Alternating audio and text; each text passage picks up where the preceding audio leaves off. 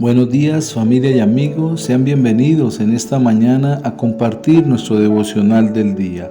Nuestro tema, somos la Iglesia de Dios, basado en la primera epístola del apóstol San Pablo a Timoteo, en el capítulo 3, en los versículos 14 y 15, donde la palabra nos dice: Esto te escribo aunque tengo la esperanza de ir pronto a verte, para que si tardo sepas cómo debes conducirte en la casa de Dios, que es la iglesia del Dios viviente, columna y baluarte de la verdad. A propósito, cuando se habla de la iglesia, las opiniones son muy variadas, pero ¿se puede hablar de la iglesia cuando hay tantas comunidades que se dan el nombre de iglesia, además de dárselo a un edificio? ¿Qué dice la Biblia al respecto de esto? Para ella, la iglesia es una. Es el conjunto de todos los que hemos creído en el Señor Jesucristo. El Espíritu Santo nos ha sellado, es decir, nos ha marcado para constatar que pertenecemos a Dios y nos ha unido en Cristo Jesús. La Escritura emplea 3 imágenes para hablarnos de la iglesia tal como Dios la ve. Cada una subraya su unidad fundamental. La primera imagen, la casa de Dios. La iglesia es, por supuesto, un edificio espiritual cuyo constructor es Cristo Jesús. Cada piedra representa a un creyente. Dios habita en ella mediante su Espíritu y allí recibe reconocimiento y alabanza en armonioso orden, como nos dice el apóstol San Pedro en su primera epístola, en el capítulo 2, en el versículo 5. Vosotros también, como piedras vivas, sed edificados como casa espiritual y sacerdocio santo, para ofrecer sacrificios espirituales aceptables a Dios por medio de Jesucristo. El apóstol Pedro nos ve a cada uno de nosotros como esas piedras espirituales vivas que edificamos la casa de Dios. La segunda imagen, el cuerpo de Cristo. Es un organismo espiritual compuesto por una multitud de miembros.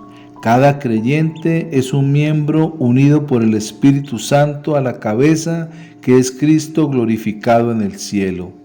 Todos los miembros dependemos unos de otros para la vida colectiva.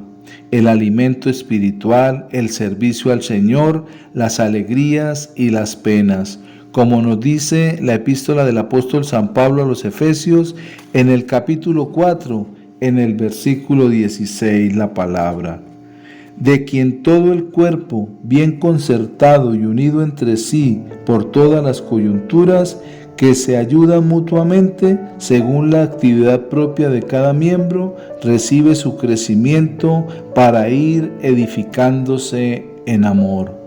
El apóstol Pablo nos da otra imagen diferente a la que da el apóstol Pedro respecto a la iglesia. Allí él nos dice que cada uno de nosotros somos ese cuerpo de Cristo que ha sido bien concertado y que está unido por medio de las coyunturas, así como el cuerpo humano.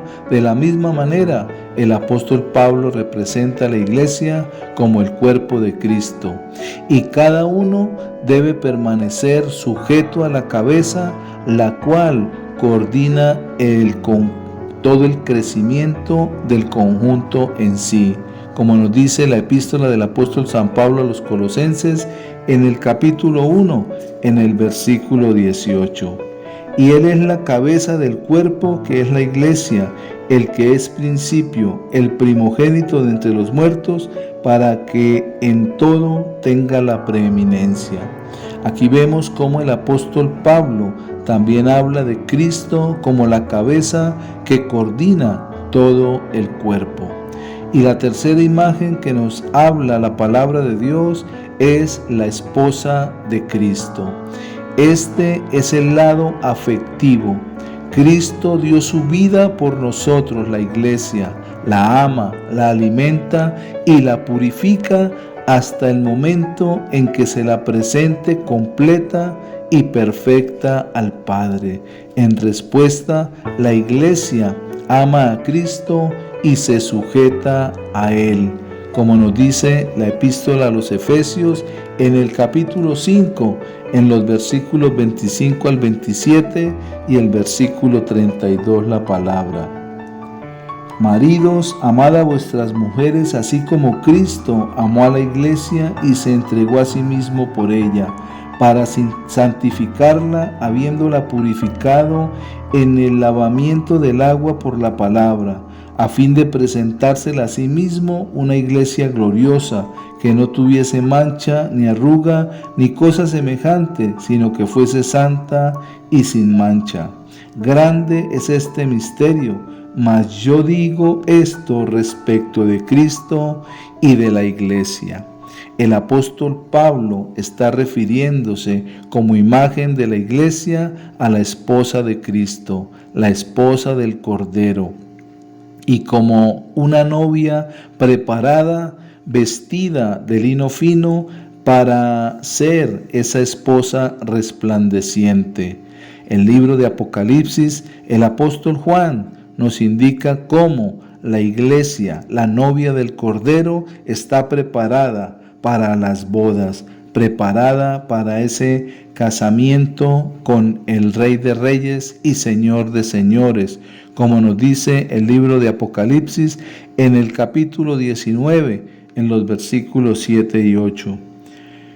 Gocémonos y alegrémonos y démosle gloria, porque han llegado las bodas del Cordero y su esposa se ha preparado, y a ella se le ha concedido que se vista de lino fino, limpio y resplandeciente, porque el lino fino es las acciones justas de los santos. Somos también la esposa de Cristo, la novia del Cordero, la cual representa la iglesia.